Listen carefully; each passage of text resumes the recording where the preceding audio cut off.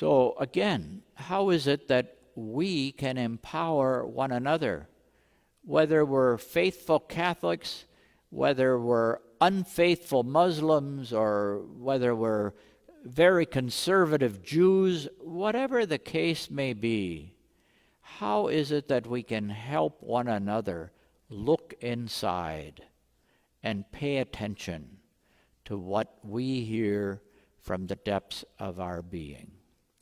If we're really listening, the only thing we can hear is God's tiny whispering sound, again, because we were all created by the same God, and God speaks the same language through every person.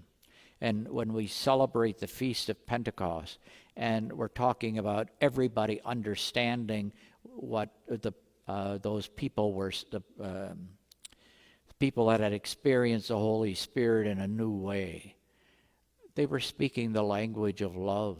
Everyone understands it. Everyone understands the words of God saying, I love you. You are my beloved.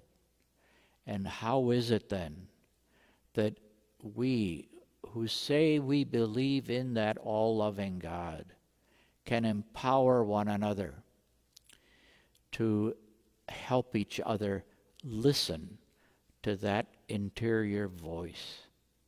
And for some of us, it means that we have to be patient, because we might have so buried that voice within us with guilt and shame and dishonor that it takes a while for, as we say, I want to hear you, I want to hear you.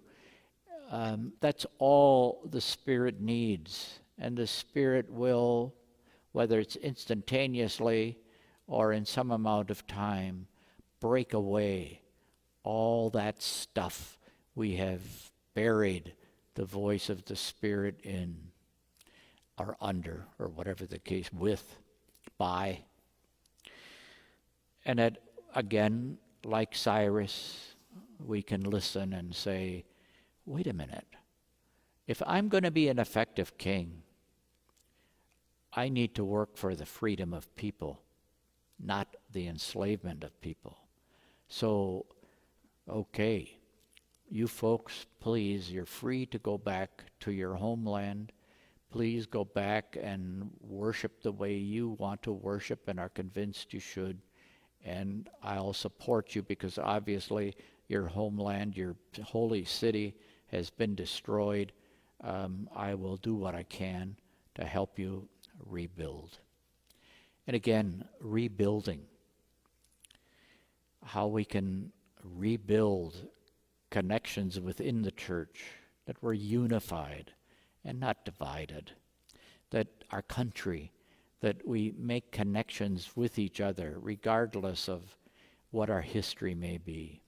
That we make those connections so that together we can, again, listen to that tiny whispering sound and